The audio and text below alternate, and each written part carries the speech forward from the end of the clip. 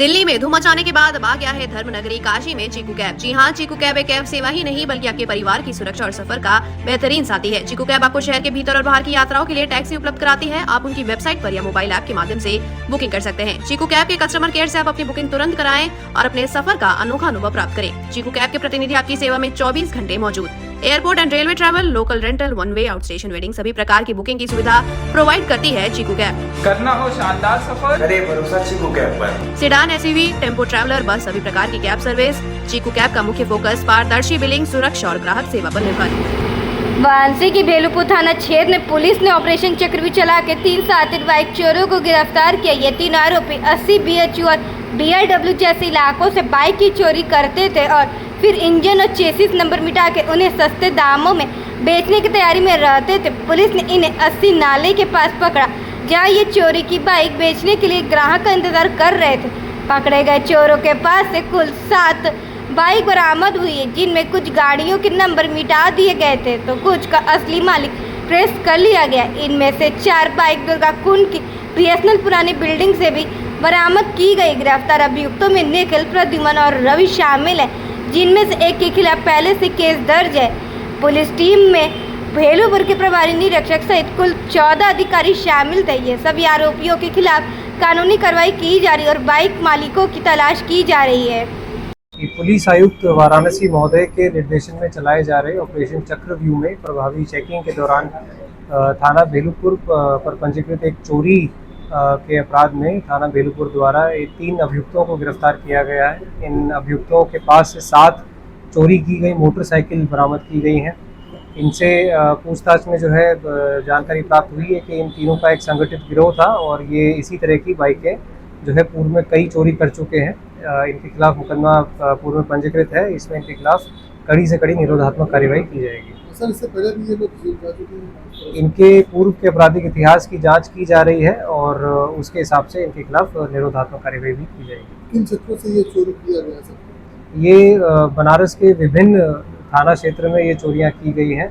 इसमें से जो 80 पे जो थाना भेलुपुर पर चोरी जो की गई थी उसी में ये बरामद भी हुई है, पर विभिन्न थानों में इसमें चोरी इनके द्वारा की गई है। इनमें 2 थाना जनसा क्षेत्र के रहने वाले हैं और एक इसमें मिर्जापुर क्षेत्र का रहने वाला है।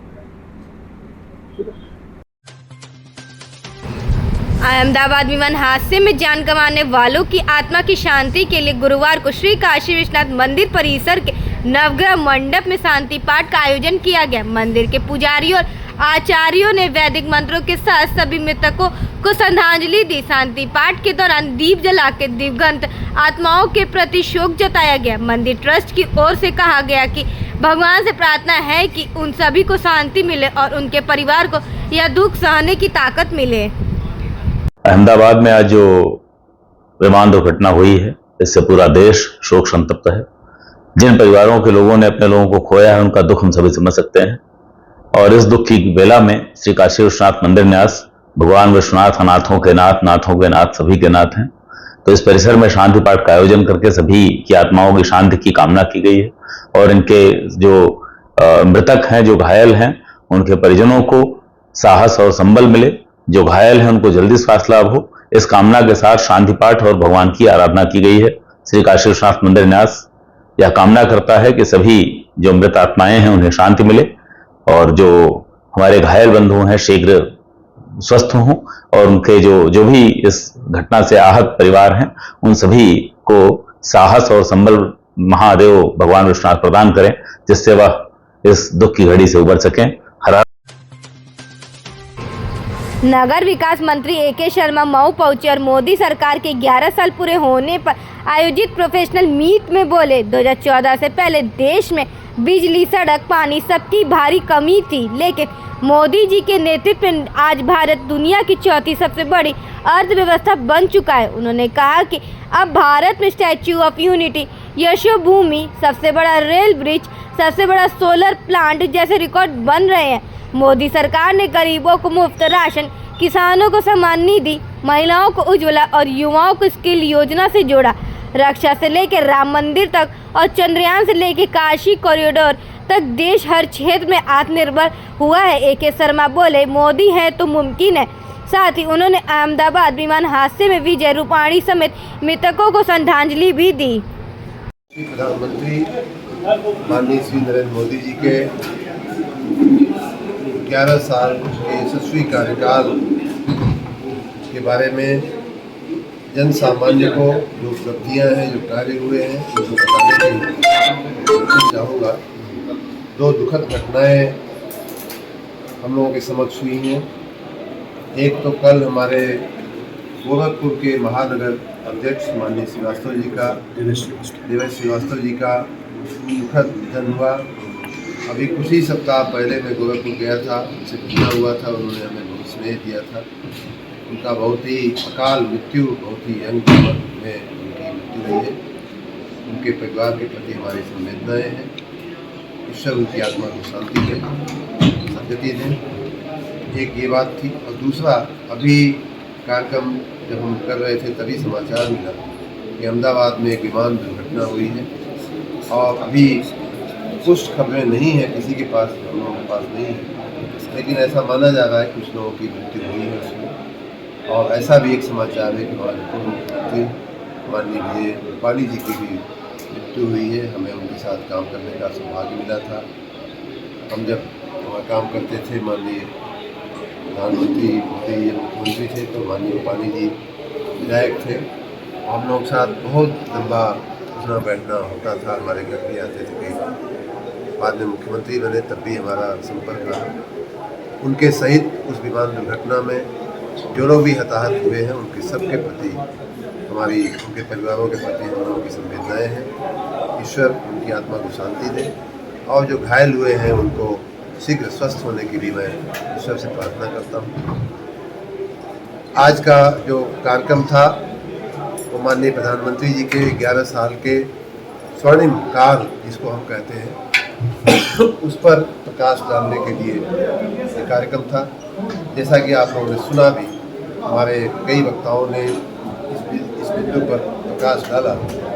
2014 के पहले जो देश था वो अभाव वाला देश, स्कैंडल वाला देश और इस तरह की खराब जो खबरें मिलती थी उनकी जानकारी वाला देश हमारा हो गया था। 2014 के बाद हमारे देश में माननीय नरेंद्र मोदी जी का जब से नेतृत्व आया है तब से देश न सिर्फ तेज, आज हम सबसे तेज गति से प्रगति करने वाले, ग्रो करने वाले विश्व की अर्थव्यवस्था बन चुके हैं। जो अर्थव्यवस्था कुछ साल पहले 2014 के पहले 11वें 12वें नंबर की अर्थव्यवस्था मानी जाती थी, वो आज 30वें 4थे नंबर की अर्थव्यवस्था बन चुकी है। ईज ऑफ डूइंग बिजनेस के बारे में मैंने बताया विस्तार से, कैसे हम 142वें स्थान से और 60वें स्थान पर आ चुके हैं। हमारा इंफ्रास्ट्रक्चर की स्थिति क्या थी? उन दिनों बिजली की कोई व्यवस्था नहीं थी, आज हम बिजली के एक्सपोर्टर बन चुके हैं देश में। हमारे रोड की, रेलवे की, हमारे एयरपोर्ट की जो व्यवस्थाएं थी वो चरमरा रही थी। वाराणसी के पहाड़िया मंडी में अवैध दुकानों को हटाने की कार्रवाई के विरोध में व्यापारियों का गुस्सा फूट पड़ा। मंडी प्रशासन द्वारा हाल ही में गेट नंबर 2 के पास बनाई गई दुकानों को अवैध बताते हुए हटाने की कोशिश की गई, जिसे लेकर व्यापारियों ने जमकर विरोध किया।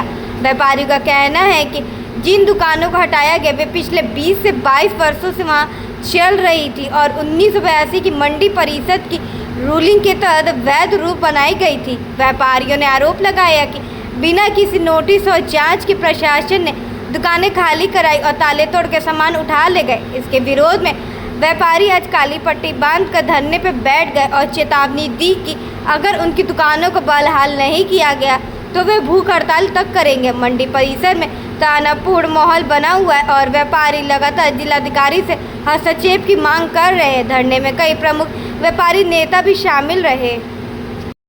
मैं विनोद कुमार सोनकर फल सब्जी मंडी का अध्यक्ष बोल रहा हूं। आज किस तरह का आप लोग विरोध किए हैं? आज हमारे जो सब्जी मंडी के व्यापारियों पर जो ये मंडी परिषद के अधिकारियों के द्वारा जो इतना घोर अनिंदनीय काम किया गया है उसके विरोध में हम लोग यहाँ इकट्ठा हुए हैं। और ये हम फल मंडी के उन अधिकारियों को, प्रशासन को ये चेतावनी देना चाहते हैं कि उन्होंने जो सन 82 में एक रूलिंग पास किया था कि जिन अड़तियों के पास में जगह नहीं है या जिनके पास जगह है वह उस जगह पर अपना बनाकर अपना कारोबार अपने किसानों को, अपने व्यापारियों को और अपने सुरक्षा के लिए सारी व्यवस्था अपना कर सकते हैं। इसी तहत ये जो 4 व्यापारी हमारे सब्जी मंडी के हैं और उन्हीं के तहत इन्होंने अपना बनाया है। बनाने के बाद आज वह इतने दिनों तक कहाँ सोए थे कि आज आकर उसका ताला तोड़कर उनके सामानों को उठा ले गए जबरदस्ती। कितने दिनों से रहते थे लोग? ये लोग कम से कम 20-22 साल से रह रहे हैं। 2004 से 21 साल हो गया, 20 साल हो गया। और उसके पहले, आज के पहले ये कहाँ थे? पिछले मंगलवार के पहले ये कहाँ थे? 10 तारीख के पहले कितने अधिकारी आए गए, कितने डीडीसी आए गए, कितने सभापति आए गए, डीएम आए गए, कमिश्नर आए गए। यहाँ क्यों नहीं उस समय उन लोगों का आँख खुला और आज कैसे ये आँख खुल गया कि इन व्यापारियों को सताया जा रहा है? इसमें हम लोग घोर निंदा करते हैं और इनके विरुद्ध हम लोगों को जहाँ तक जाना पड़ेगा हम लोग जाएंगे। हमारी मांगे तो है कि जो पहले उन्होंने जो आश्वासन दिया था, जो सन 82 का रूलिंग पास किया था, उस पर जिन व्यापारियों ने, जिन किसानों ने, जिन आड़तियों ने अपना दुकान बनाया है उसको यथास्थिति रखा जाए और उनसे यदि समझ में नहीं आता है तो उनसे सुविधा शुल्क लेकर उनके लाइसेंस को और उनके दुकानों को फिर से बहाल किया जाए। मांग पूरी नहीं होगा तो हम लोग अभी इस तरह से धरने पर बैठे हैं। ज़रूरत पड़ेगी तो हम लोग पूरा अनशन पर तैयारी करेंगे और उसके बाद नहीं पूरा होगा तो हम लोग भूख हड़ताल करेंगे।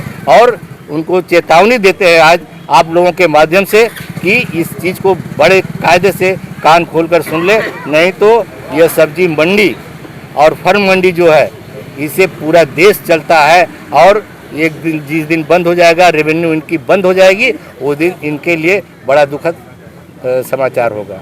धन्यवाद।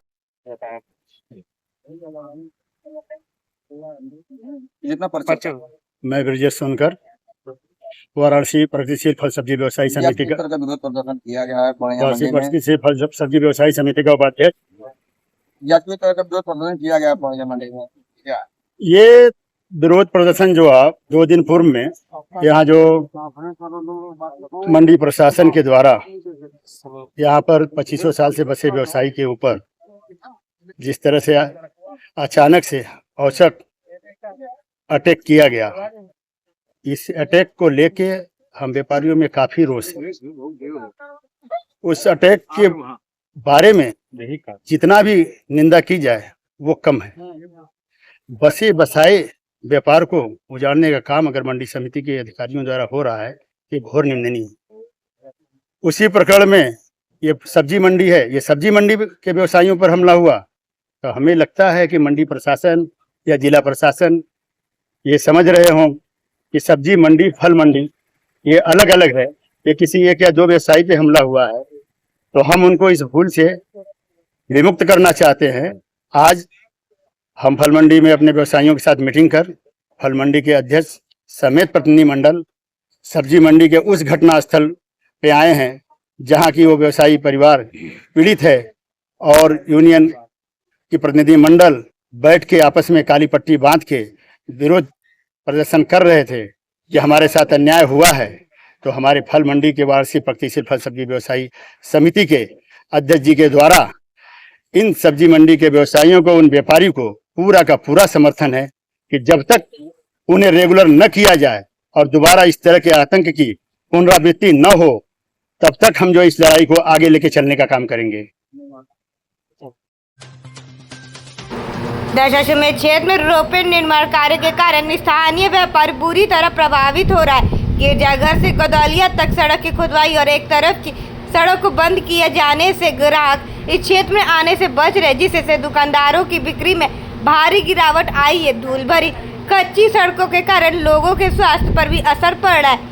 पर्यटकों की संख्या भी कम हो गई, जिससे क्षेत्र के धार्मिक और सांस्कृतिक महत्व को नुकसान पहुंच रहा है। आज 12 जून को गदौलिया चौराहे पर व्यापारियों ने विरोध प्रदर्शन कर प्रशासन से जल्द समाधान की मांग की है। व्यापारियों का कहना है कि अगर 7 दिनों के भीतर कार्रवाई नहीं हुई तो वे सड़क पर उतर के आंदोलन करेंगे। मैं श्री नारायण खेमका, संरक्षक दशाश्वमेध व्यापार मंडल। क्या है, किस मांग को लेकर के आज आप लोग कर रहे हैं प्रदर्शन? देखिए, हम आज के इस अपने सब साथियों के साथ में यहाँ इसलिए एकत्र हुए हैं कि हम अपने इस कार्यक्रम के माध्यम से लोकल प्रशासन को, राज्य सरकार को, केंद्र सरकार को, सबको इस बात की सूचना देना चाहते हैं कि इस शहर में जो विकास का कार्य हो रहा है उसका तरीका ठीक नहीं है। सारी दुनिया में विकास होता है, इस देश में भी सब जगह विकास होता है, लेकिन यदि कहीं सड़कें खोदी जाती हैं, कोई रास्ते बंद किए जाते हैं तो उसके पहले अलग से व्यवस्था आने जाने की दी जाती है और उसके बाद विकास का कार्य किया जाता है। विकास करें, हम इनके साथ हैं हमेशा और कभी इसका विरोध नहीं करेंगे, लेकिन यहाँ की जो व्यवस्था चल रही है पिछले लगभग 8-9 माह से, गिरजाघर चौराहे से लेकर के और यहाँ तक जिस तरीके से सड़कों को कभी भी कहीं भी खोद दिया, रास्ता बंद कर दिया, लोगों के आने जाने के रास्ते करीब करीब पूरी तरह से बंद हैं। आप लोग स्वयं जा कर के देखेंगे कि 60 फुट चौड़ी सड़क में महज 5-6 फुट की सड़क छोड़ी गई है और उसमें गोदौलिया ऐसा शहर जो इस शहर का केंद्र है, वहाँ पर यदि ये परिस्थिति रहेगी तो आप कल्पना कर सकते हैं कभी भी अगर कोई भी तकलीफ़ की बात आ जाएगी तो क्या कितनी दुर्घटना वाली स्थिति बनेगी, आप इसकी कल्पना कर सकते हैं। इसका सबसे बड़ा खमियाजा हम व्यापारी भुगत रहे हैं, हमसे अधिक कोई नहीं भुगत रहा है, क्योंकि इसके कारण हमारे सारे व्यापारी, सारे ग्राहक इस क्षेत्र में अब आने से कतरा रहे हैं। हमारी दुकानों में लोगों को शाम तक, रात तक बोहनी नहीं हो रही है। लोग कैसे अपने खर्च चलाएंगे, कैसे अपना व्यापार चलाएंगे, कैसे अपना घर चलाएंगे। हमारी मांगें, हमने अपनी बातें यहाँ के जनप्रतिनिधियों तक पहुँचाई हैं, लोगों तक बार बार कहा है, लेकिन कहीं सुनवाई नहीं हुई। इसलिए आज हमें मजबूर होकर यहाँ इकट्ठा होना पड़ा और अपनी बातें रखनी पड़ी। हम आपसे रिक्वेस्ट करेंगे कि आप अपने समाचार चैनलों के माध्यम से सरकार तक बात पहुँचाएँ कि वो विकास का कार्य करें, लेकिन लोगों की तकलीफ़ों को ध्यान में रखते हुए, लोगों को सुविधाएं देते हुए, उनका व्यापार न उजड़े, लोगों को आने जाने में परेशानी नहीं हो, इन सब बातों को ध्यान में रखते हुए कार्य करें। हमारी यही मांग है। समस्या रहा तो आगे आप लोग क्या करेंगे, किस तरह से? देखिए, मुझे पूरा भरोसा है कि हमारी चूँकि मांग बहुत जायज़ है, बात हमारी बहुत सही है और ये केवल कार्य करने का तरीका गलत है, इसको सुधारना पड़ेगा और ये सुधर जाएगा। यदि इसके बाद भी प्रशासन नहीं मानेगा तो हम व्यापारी हम क्या कर सकते हैं, हम लड़ तो सकते नहीं हैं। हम अपनी दुकानें बंद करेंगे, विरोध करेंगे, नहीं मानेंगे तो प्रशासन को अपनी चाबियां सौंप देंगे। गाजीपुर के खास कार्यक्रम हुआ जिसमें हाई स्कूल और इंटरमीडिएट 2025 की परीक्षा में टॉप करने वाले बच्चों को सम्मानित किया गया है। सम्मान कार्यक्रम लखनऊ के लोक भवन में मुख्यमंत्री योगी आदित्यनाथ ने किया, जिसका सीधा प्रसारण गाजीपुर के कलेक्ट्रेट सभागार में दिखाया गया। इसके बाद जिलाधिकारी अविनाश कुमार और MLC विशाल सिंह चंचल के प्रतिनिधि प्रदीप पाठक ने मेधावी छात्रों को टैबलेट, मेडल और प्रशस्ति पत्र देकर सम्मानित किया। सभी 20 बच्चों को 21,000 की स्कॉलरशिप उनके बैंक खाते में भेज दी गई। सम्मान पाने वाले बच्चों में 10वीं के 10 और 12वीं के 10 बच्चे शामिल थे, जिनमें ज्यादातर बेटियां थी। बाल श्रम उन्मूलन दिवस पर वाराणसी रेलवे स्टेशन पर DARE संस्था और VJJS के संयुक्त प्रयास से एक जागरूकता अभियान चलाया गया। कार्यक्रम प्लेटफॉर्म नंबर 1 के बाहर शुरू हुआ। शुरुआत बच्चों की रैली से हुई, जिसमें अनौपचारिक शिक्षा केंद्र आवासीय बच्चों ने भाग लिया। इसके बाद एक भावनात्मक नुक्कड़ नाटक के जरिए बाल श्रम की गंभीर समस्याएं को दिखाया गया, जिसने लोगों को गहराई से सोचने में मजबूर कर दिया। DARE संस्था के निदेशक फादर लीजो ने कहा कि सभी को मिलकर बाल श्रम के खिलाफ आवाज उठानी चाहिए और बच्चों को शिक्षा व सुरक्षा देनी चाहिए। मैं मेयर संस्था से हूँ, मेयर संस्था का डायरेक्टर हूँ, फादर लीजो हूँ। आज हम लोग बाल श्रम उन्मूलन दिवस के अवसर पर बच्चों के साथ, आप देखे हैं, बच्चों के साथ एक अभियान के तहत हम लोग यहाँ पर उपस्थित हैं, ताकि हम लोग चाहते हैं कोई भी बच्चे काम ना करें, अब बच्चे पढ़ें, और बच्चे पढ़ेंगे तभी हम लोग आगे बढ़ सकते हैं। हम लोग डेयर के द्वारा और प्रेरणा कला मंच के जो भैया लोग यहाँ पर हैं वो लोग भी प्रस्तुति देंगे। उनके जरिए हम लोग जागृत हो जाए, बच्चे जागृत हो जाए, लोग जागृत हो जाए, ताकि कोई भी बच्चा किसी के घर पर काम ना करे और बच्चे सब लोग पढ़े। पढ़ने के लिए हम लोग जागृत करने के लिए मतलब के लिए हम लोग यहाँ पर आज आप लोग क्या किया? आज हम लोग हमारे पास बहुत सारे बच्चे हैं, जैसे आप देख रहे हैं हमारे पीछे बच्चे हैं, नहर के आवासीय बच्चे हैं और नहर के द्वारा संचालित अनौपचारिक शिक्षा केंद्र के अलग अलग बच्चे, जैसे कि सिटी सेंटर के बच्चे हैं, काशी के, सारनाथ के, बनारस के और केंद्र के बच्चे हैं। उन सबको बच्चों के कुछ बच्चों को हम लोग ले आए हैं ताकि हम लोग इन बच्चों को भी समझा सके कि कभी भी जाकर बाल श्रम नहीं करना है और इन बच्चों को पढ़ना है। और ये लोगों के सामने आके उन लोगों का अभियान करेंगे तो वो लोग भी नहीं करेंगे, आगे की ओर बच्चों को पढ़ना है। ये हमारा आज आपने क्या किया? आज हम लोग रेलवे स्टेशन के सामने रैली निकाला है लोगों को जागरूक करते हुए ताकि बच्चे पढ़े। उसके साथ साथ हमारे साथ स्लोगन नारा लगाया है बच्चों के साथ प्ले कार्ड पकड़ते हुए, जैसे आपको दिख रहा है कि एक लिखा हो तो एक एक संदेश दे रहा है बच्चों को पढ़ना है। उसके साथ साथ हम लोग नुक्कड़ नाटक के जरिए जो हमारे साथ में प्रेरणा कलानंद जी के भाई लोग हैं और नुक्कड़ नाटक के द्वारा हम लोगों को और जागरूक करें। वाराणसी के दशाश्वमेध घाट और अस्सी घाट पर अहमदाबाद विमान हादसे में मृत लोगों की आत्मा की शांति के लिए खास कार्यक्रम आयोजित किया गया। गंगा सेवा निधि द्वारा दशाश्वमेध घाट पर 1100 दीप जलाए गए और मां गंगा की विश्व प्रसिद्ध आरती से पहले सभी श्रद्धालुओं ने 2 मिनट का मौन रखकर दिवंगत आत्माओं को श्रद्धांजलि दी। इस भावुक क्षण में गंगा सेवा निधि के अध्यक्ष सुशांत मिश्रा और सचिव हनुमान यादव भी मौजूद रहे। घाट पर जमा हजारों श्रद्धालु और पर्यटकों ने दीपदान करते हुए ईश्वर से प्रार्थना की कि मृतकों की आत्मा को शांति मिले। इसी कड़ी में अस्सी घाट पर भी लोगों ने दीप जला के और विशेष आरती के साथ मृतकों को श्रद्धांजलि दी। गुजरात के पूर्व मुख्यमंत्री विजय रूपाणी समेत हादसे में मारे गए सभी यात्री और क्रू मेंबर की याद में वाराणसी के घाटों में आयोजन पूरे देश की संवेदनाओं को दर्शाता है।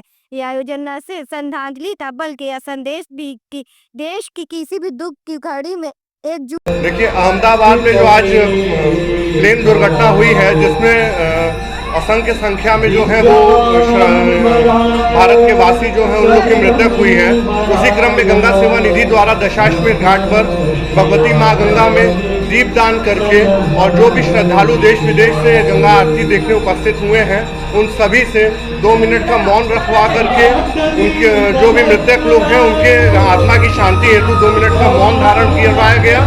और उसके बाद भगवती माँ गंगा में दीपदान करके जो अर्चक हैं, 7 अर्चक हैं, उन अर्चकों द्वारा दीपदान करके भगवती माँ गंगा बाबा विश्वनाथ से प्रार्थना करते हैं कि उन सभी मृतक देशवासियों को जो है शांति प्रदान हो, मोक्ष मिले और इस दुख की घड़ी में उनके परिवारजनों को जो है ईश्वर उनको शक्ति प्रदान करे। जी, हमारा नाम आचार्य विकास पांडे। आज हम लोगों ने देश में हुए इस दुखद घटना जो कि गुजरात शहर के अहमदाबाद सरदार वल्लभ भाई पटेल एयरपोर्ट पर जो प्लेन क्रैश हुआ उसमें दिवंगत सभी आत्माओं के लिए आज हम सभी ने यहाँ पे शोक सभा रखी और माँ गंगा बाबा विश्वनाथ से ये प्रार्थना किया कि वो जो लोग भी उसमें बचे हैं वो शीघ्र स्वस्थ हो जाएं। क्योंकि बचने की संभावना तो नहीं है लेकिन हमने ये सोचा कि जो बचे हैं वो जल्दी स्वस्थ हो जाएं। बाकी जो भी आत्माएं उसमें दिवंगत हुई हैं उन्हें प्रभु बाबा विश्वनाथ अपने श्री चरणों में स्थान दे, यही प्रार्थना किया गया माँ गंगा बाबा विश्वनाथ से। आज हम लोगों ने शांति सभा का आयोजन किया जिसमें उन सभी मृत आत्माओं की शांति के लिए प्रार्थना की गई और एक शोक सभा रखी गई। वाराणसी की त्रिपुरा भैरवी घाट पर गंगा नदी में एक युवक डूब गया। जानकारी के मुताबिक बिहार के मुजफ्फरपुर से आए 2 दोस्त स्नान कर रहे थे, तभी 22 साल का रिपुंज ओझा गहरे पानी में चला गया और डूब गया। उसके साथ ही सत्यम सिंह ने तुरंत पुलिस को सूचना दी। मौके पर दशाश्वमेध चौकी इंचार्ज पहुंचे और एनडीआरएफ, जल पुलिस और गोताखोरों की मदद से खोजबीन शुरू की गई है। फिलहाल युवक की तलाश जारी और घाट पर शांति व्यवस्था बनी हुई है। तुम्हारा सत्यम सिंह। कहाँ से आए हो? बालूघाट हनुमंत नगर। ये कौन है व्यक्ति? मेरा दोस्त हुआ रिपुंजा ओझा। कैसे डूबा, क्या हुआ था? आए थे दोनों आदमी घूमने, तो इस प्रधान में क्या है, दोनों आदमी बैठ के कपड़ा उपड़ा खोले। उसके बाद दोनों आदमी इसको रिपुंजा ओझा को हिलने नहीं आता था, हमको भी हिलने नहीं आता, हम भी हिला। तो हम भी बोले कि इतना ही दूर में नहा, हम ये रस्सी पकड़ के नहा रहे थे, ये यही रस्सी पकड़ के नहा रहे थे। तो उसके बाद ये भी नहा रहा था, आप भी हम नहा रहे हैं, तो बहुत ज़्यादा हम भी नहा रहे हैं, वो भी नहा रहा है, दोनों एक ही उम्र के हैं। इधर से ई वाला नाव से हम घूम के हैं। उसके बाद रिपुंजा ओझा के बारे में पता चला कि डूब गया। तो उसका हो भैया कि वो बचावा, 2-3 वो पब्लिक साथ गया है, 2-3 वो पब्लिक कूदा इस पानी में। तो सफर भी मेरे दोस्त हमको नहीं मिले। मांझी के रविदास घाट पर उत्तर प्रदेश संगीत नाटक अकादमी और खुले आसमान संस्था के संयुक्त तत्वाधान में 30 दिवसीय नाट्य कार्यशाला की शुरुआत हुई। इस कार्यशाला में बनारस के साथ साथ गरीब बच्चे भी भाग ले रहे हैं। कार्यक्रम में डॉक्टर ज्ञानेश चंद्र पांडे ने बताया कि अकादमी प्रदेश भर में 100 से अधिक कार्यशालाएं कर चुकी है, जिससे नए कलाकारों को मंच मिलता है। डॉक्टर मनोज कुमार तिवारी ने कहा कि संगीत और नाटक मानसिक स्वास्थ्य सुधारने का असरदार तरीका है। खुला आसमान संस्था की संस्थापिका रोली सिंह रघुवंशी ने बताया कि संस्था बच्चों के लिए लगातार काम कर रही है। कार्यक्रम में गणेश वंदना और सांस्कृतिक प्रस्तुतियों ने सभी का मन। मेरा नाम रोली सिंह रघुवंशी है। ये मेरा खुला आसमान संस्था है रविदास घाट पर, जहाँ पर हम खुले आसमान के नीचे बच्चों और महिलाओं के सर्वांगीण विकास पर हम लोग काम करते हैं। आज किस तरह कार्यक्रम हो रहा है क्या? आज यहाँ संगीत कला एकेडमी के तरफ लखनऊ से हमारा एक महीने का वर्कशॉप चलेगा। आज से लेकर के 10 जुलाई तक का ये कार्यक्रम है। इस कार्यशाला में कहाँ से लोग आ रहे हैं? किस तरह की कार्यशाला? ये कार्यशाला बच्चों के लिए है। ये बस्ती के बच्चे हैं जिनको सुविधाओं के नाम पर कुछ भी नहीं है। उनको उनके सपनों को ये संजोने का ये कार्यक्रम कि हमारे बच्चे ताइक्वांडो, मार्शल आर्ट, स्केटिंग सीखने के साथ साथ ये कथक, डांस, नाटक, नौटंकी, ये सारा चीजें खुला आसमान के नीचे सीखेंगे। घाट पे होगा कि अगल बगल? नहीं, ये सब कुछ ये खुला आसमान के नीचे ये घाट पर ही चलेगा, रविदास घाट पर ही चलेगा। ये 1 महीना। कहाँ से बच्चे आएंगे पार्टिसिपेट? ये ओवरऑल पूरे बनारस के बच्चे इन्वॉल्व रहेंगे हमारे खुला आसमान में।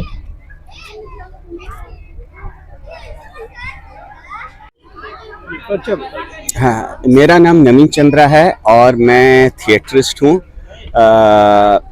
मैं भारतेंदु नाट्य एकेडमी से ड्रामेटिक आर्ट्स में मैंने ग्रेजुएशन किया है और मैं पूरे हिंदुस्तान में घूम घूम के संगीत नाटक एकेडमी हो, चाहे CCRT दिल्ली हो, चाहे मिनिस्ट्री ऑफ कल्चर हो, वो हमको हर जगह वर्कशॉप के लिए भेजते हैं, थिएटर के लिए। और बेसिकली मैं एक्टर हूँ। मैंने बहुत सारी फिल्मों में भी मैंने काम किया और अभी कर भी रहा हूँ। तो ये जो वर्कशॉप है ये उत्तर प्रदेश संगीत नाटक एकेडमी की ओर से गर्मी में, मतलब हर 2-3 जिलों को मिलाकर वो लोग क्या है कि एक वर्कशॉप आयोजित करते हैं 1 महीने का, जिसमें हमारी पूरी कोशिश होती है कि उस जिले के बच्चों को पूरे थिएटर की पूरी बाकायदा ट्रेनिंग दी जाए। उसमें गीत, नृत्य, मास्क मेकिंग, स्टेज एक्टिंग, वो जितनी भी सारी चीज़ें एक्टिंग से रिलेटेड होती है वो सारी चीज़ों की ट्रेनिंग के लिए हम आए हुए हैं।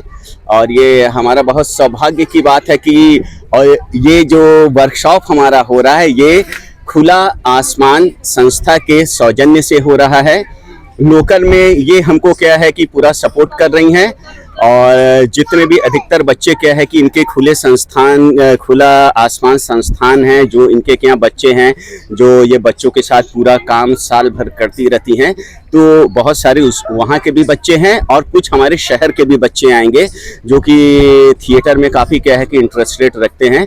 तो उसी को लेके ये हमारा सौभाग्य है कि मतलब ये घाट के पास इतनी अच्छी जगह पे हम पहली बार घाट पे ये वर्कशॉप हम कर रहे हैं। नहीं तो अधिकतर तो हम लोग ऑडिटोरियम वगैरह में ही वर्कशॉप करते हैं।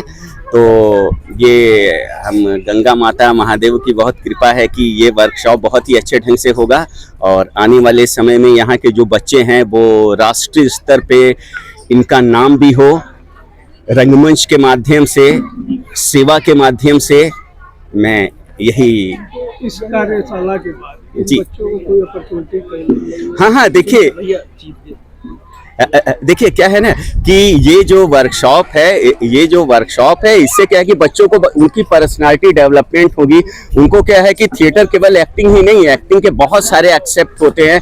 उनको क्या है कि उसके बारे में क्या है कि इनको जानकारी मिलेगी। और समय समय पे फिर संगीत नाटक एकेडमी जिसके साथ वर्कशॉप करता है तो वो समय पे 2-2, 3-3 महीने के बाद वो अपना कुछ प्रपोजल क्या है कि देते हैं यहाँ पे कि हम बच्चों के साथ ये भी कार्यक्रम करना चाहते हैं, बच्चों के साथ ये भी कार्यक्रम करना चाहते हैं। तो उससे बच्चों को बहुत क्या है कि बेनिफिट होगा। बच्चों का भविष्य देखते हुए मतलब क्या करेंगे? देखिए, बच्चों का भविष्य, अभी तो बच्चे क्या है कि काफी छोटे हैं, तो अभी तो उतना नहीं कहा जा सकता, लेकिन हाँ, लेकिन हमारी पूरी कोशिश होगी, हाँ, लेकिन हमारी पूरी कोशिश होगी कि हम वर्कशॉप के दौरान उनके जो दिमाग है उतना हम डेवलप कर देंगे कि वो कुछ सोचने पे मजबूर हो जाएंगे कि हमको आगे चल के क्या बनना है। फॉर्म वगैरह कुछ मिलेगा तभी बच्चे आगे? नहीं, अरे श्योर, जैसे संगीत नाटक एकेडमी ने इतना बड़ा प्लेटफॉर्म दिया है, और ये कोई छोटी मोटी बात नहीं है। ये संगीत नाटक एकेडमी उन्हीं लोगों को देती है, काफी सोच विचार के बाद मिलता है। इसके लिए भी काफी कंपटीशन होती है। 50 संस्थाएं क्या है कि वहाँ पे अपने आवेदन को डालती हैं, तब उसमें से 1 या 2 लोगों को क्या है कि वो मिलता है। टारगेट आप फिक्स किए होंगे कि यहाँ से 4 बच्चे या 5 बच्चे जो है अभी जो है इस कार्यशाला के बाद जो है कहीं ना कहीं पार्टिसिपेट करते हैं? हाँ, जो हमारा संगीत नाटक एकेडमी की ओर से जो भी क्या है कि हमारा वो होगा, उसमें हम इन बच्चों को जरूर पार्टिसिपेट करेंगे। इनका लीजिए।